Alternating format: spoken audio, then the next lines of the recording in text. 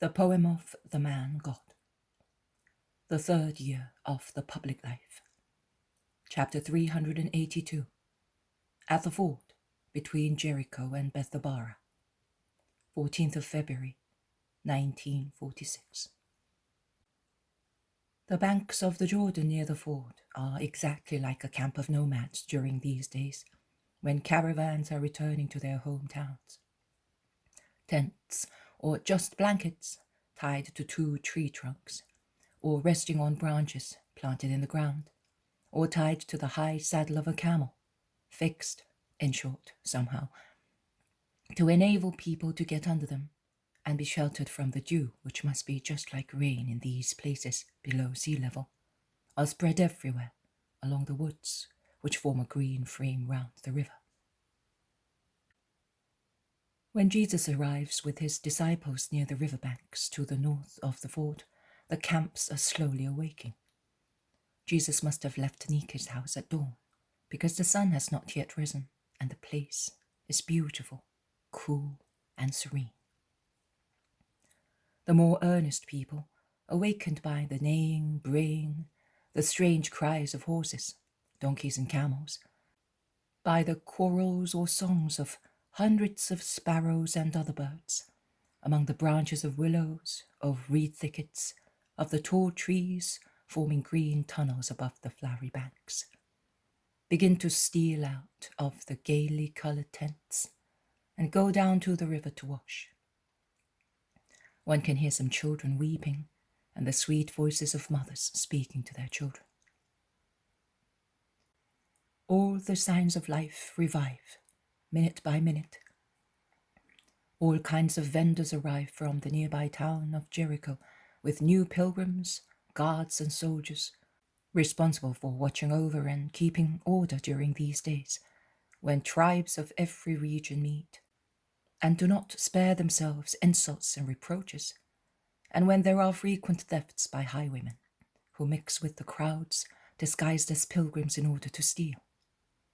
And there is no shortage of prostitutes who have come on their Passover pilgrimage, that is, to squeeze money and gifts out of the more wealthy and lustful passengers in payment for an hour's pleasure, which miserably neutralizes all Passover purifications. The honest women, who among the pilgrims have husbands and grown-up sons, shout like upset magpies calling their men, who stand enraptured, or at least mothers and wives think so, watching the prostitutes. And the shameless women laugh and give sharp answers to the titles addressed to them by the honest women. The men, and the soldiers in particular, laugh and willingly joke with the prostitutes. Some Israelites, morally rigid, or only hypocritically rigid, go away indignantly, whilst others make use of the deaf and dumb alphabet in advance, because they make themselves clearly understood with the prostitutes by gestures. Jesus does not follow the straight road that would take him to the middle of the camp. He goes down to the gravel bed of the river, takes his sandals off, and walks where the water washes against the grass. The apostles follow him. The elder ones, who are more uncompromising, grumble. And to think that the Baptist preached penance here. Yes, and this place is now worse than Poach in a Roman sermon. And those who call themselves saints do not disdain to amuse themselves there. Did you see them too? Of course I did. I have eyes as well. The younger, or less rigid apostles, such as Judas of Kerioth, who laughs and watches very carefully what is happening in the camps, and does not disdain contemplating the beautiful, imprudent women who have come looking for customers. And Thomas, who laughs, watching the angry wives and indignant Pharisees. And Matthew, who cannot speak severely against vices and corrupt people, as once he was a sinner himself, and is content with sighing and shaking his head.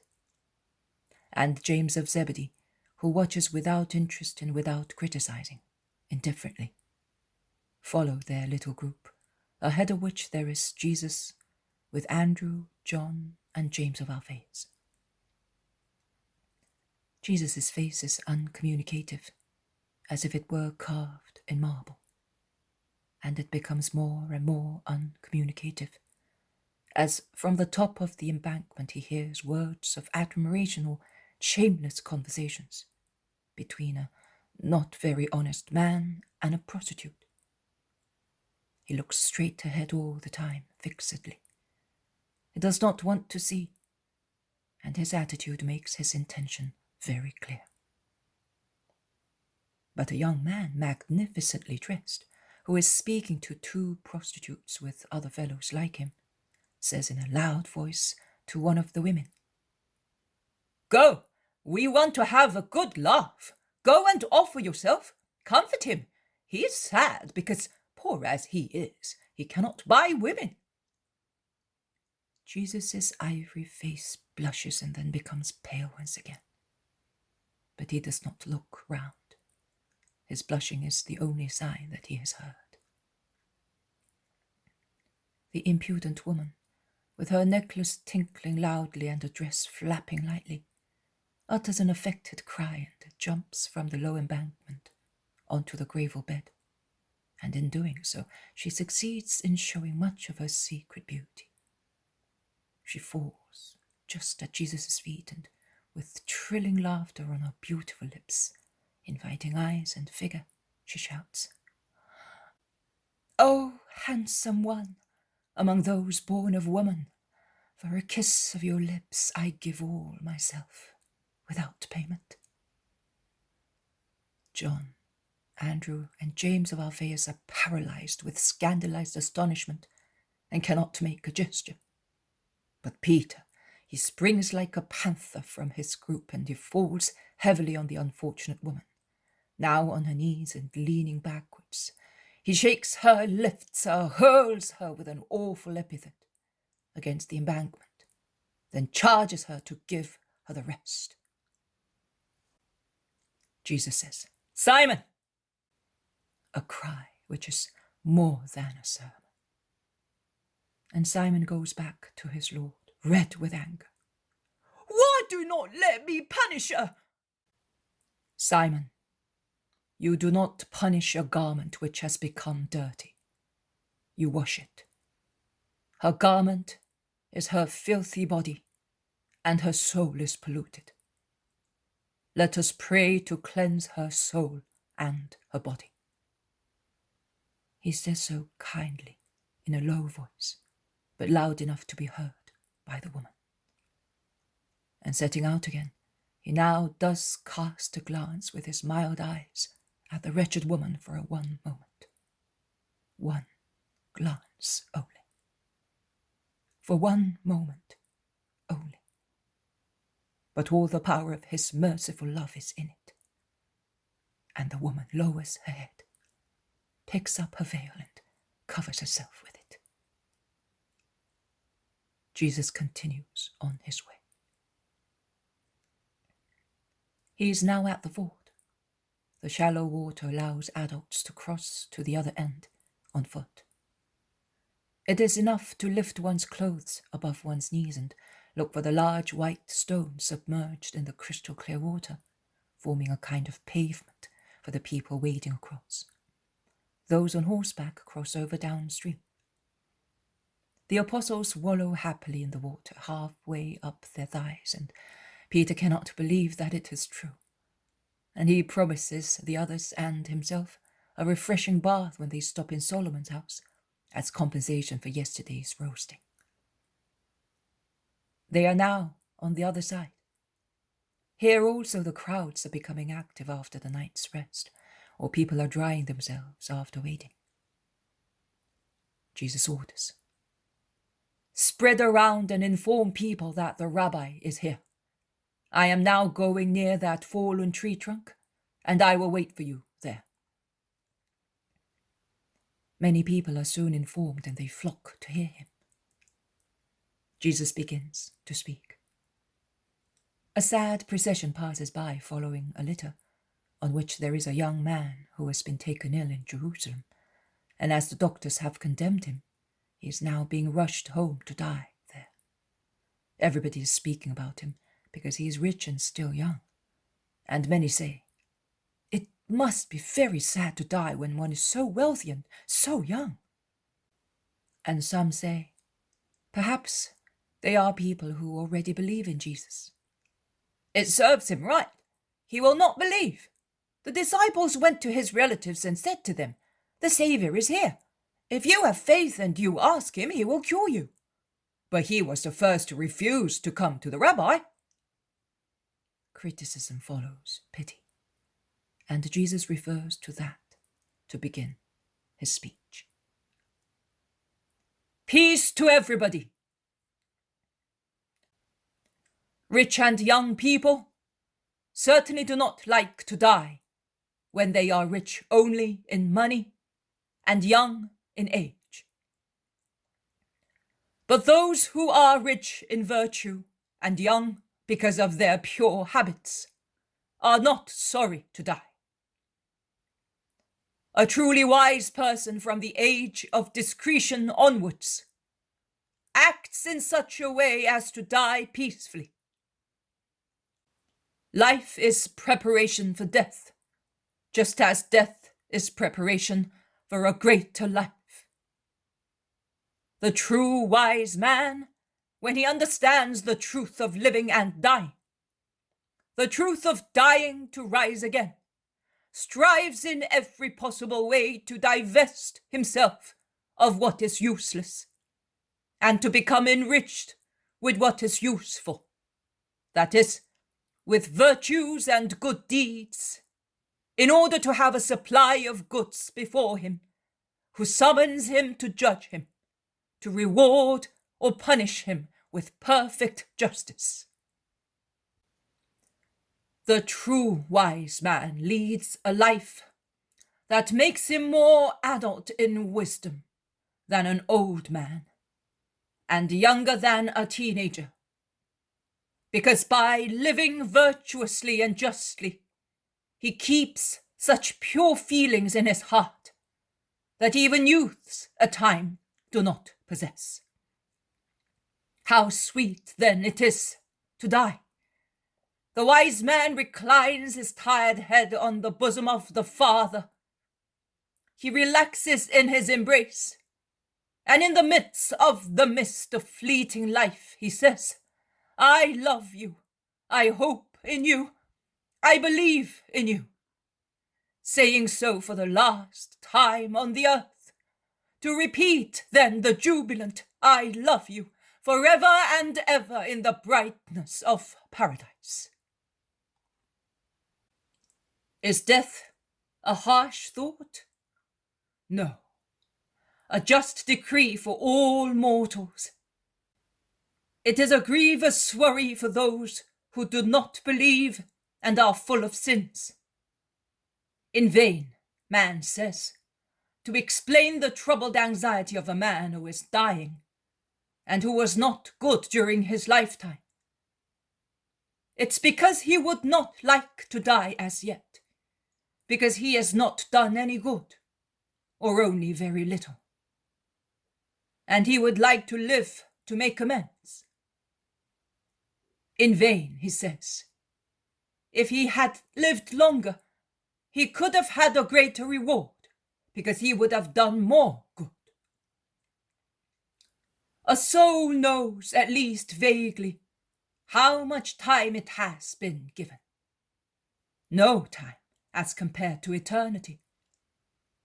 And the soul spurs the whole ego to act.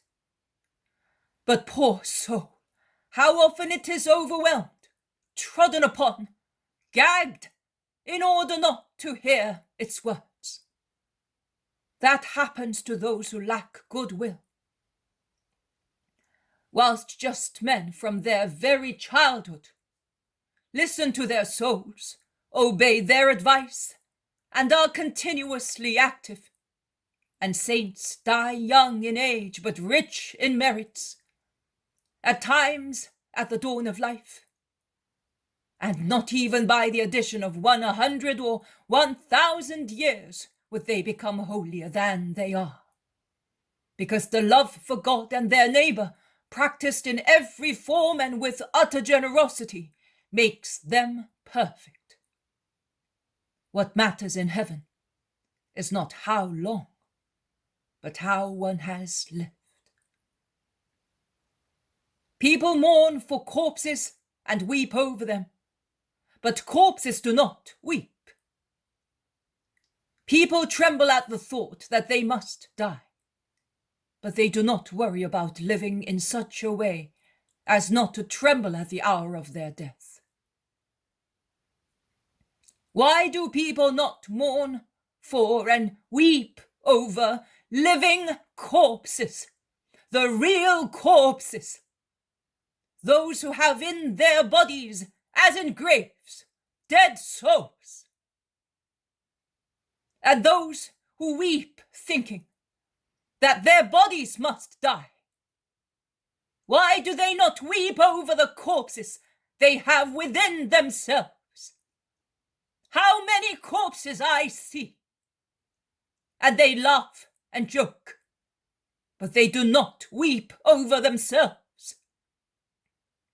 How many fathers, mothers, husbands, wives, brothers, sons, friends, priests, and teachers I see, who foolishly weep for a son, a wife, a husband, a brother, a parent, a friend, a believer, a disciple, who die in clear friendship with God, after a life that was a crown of perfection, and who do not weep over the corpses of the souls of a son, a husband, a wife, a brother, a father, a friend, a believer, a disciple, who is dead through vices and sins, and is dead and lost forever unless he repents.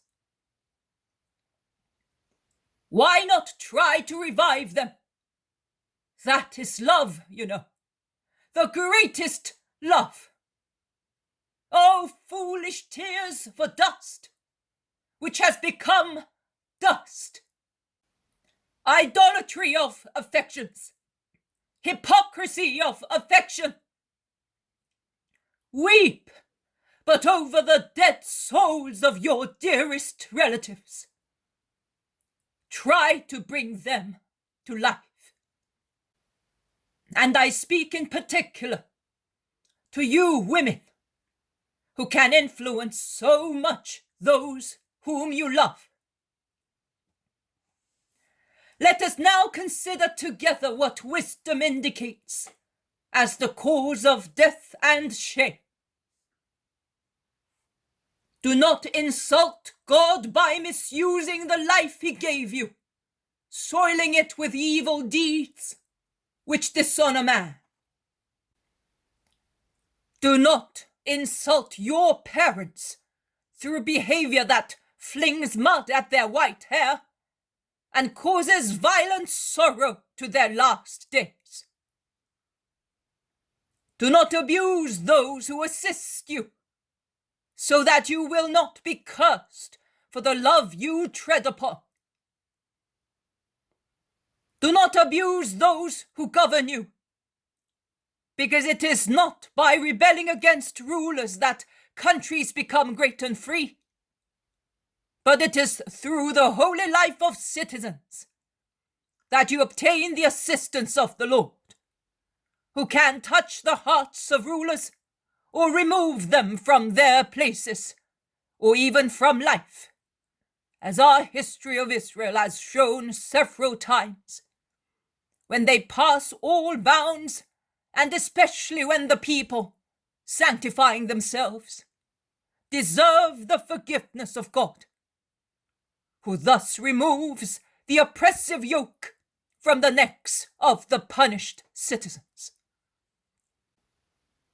Do not abuse your wives by putting an affront of adulterous love upon them, and do not abuse the innocence of your children with the knowledge of unlawful love. Live holily in the eyes of those who both, because of their love and of their duty, consider you the person who is to be the example of their lives. You cannot sever your holiness in respect of your closest neighbor from your holiness towards God, because one germinates the other, as the two loves of God and neighbor germinate each other. Be just with your friends. Friendship is a kinship of the soul. It is written, how delightful it is for friends to proceed all together. But it is delightful if they proceed on the path of virtue.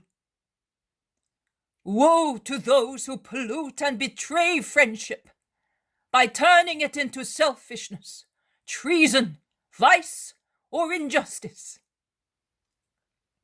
Too many are those who say, I love you, to find out their friends' business and exploit the information to their own benefit.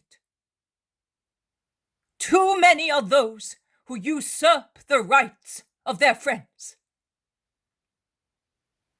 Be honest with judges, with all judges, from the Most High Judge, who is God, and cannot be defrauded or deceived through hypocritical practices, to the intimate judge, that is your conscience, to the loving, suffering judge, watchful of their love, which are the eyes of your relatives, to the severe judges of the people.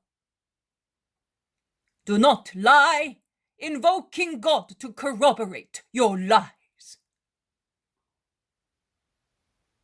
Be honest in selling and buying. When you are selling, and your greed says to you, steal to have a bigger profit, whilst your conscience says to you, be honest, because you would be sorry if you were robbed. Listen to the latter voice, remembering that we must not do to others what we would not like done to ourselves. The money given to you in exchange for goods is often wet with the perspiration and tears of the poor. It costs hard work. You do not know how much grief it costs, how much sorrow and pain there is behind that money, which you vendors think that it is always too little for what you give. Sick people, fatherless children, old people short of money. Oh, holy grief and holy dignity of the poor, which the rich do not understand. Why are you not taken into consideration? Why are people honest when selling to the powerful and mighty ones?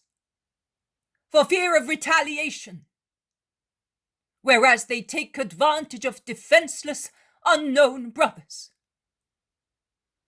That is rather a crime against love than against honesty itself, and God curses it.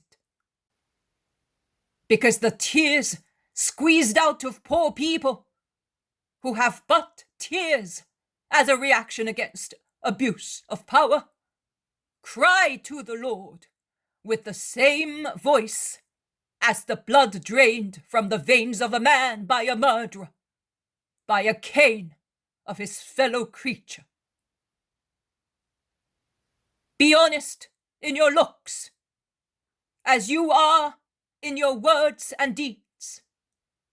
A look given to those who do not deserve it, or denied to those who do deserve it, is like a noose and a dagger. The look that meets the impudent eyes of a prostitute and says to her, you are beautiful, and replies to her inviting look with assent, is worse than the slip knot for a hanged man. The look denied to a poor relative or to a friend fallen into poverty is like a dagger that pierces the hearts of those unhappy people. And likewise, the glance of hatred or of contempt cast at one's enemy or at a beggar.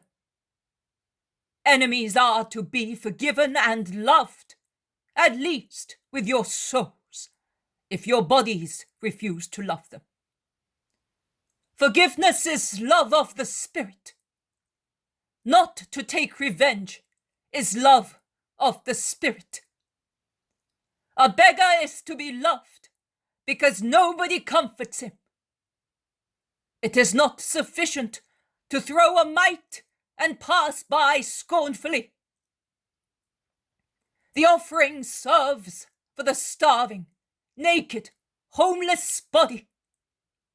But the pity that smiles in offering, that takes an interest in the tears of the unhappy fellow, is bread for his heart. Love, love, love.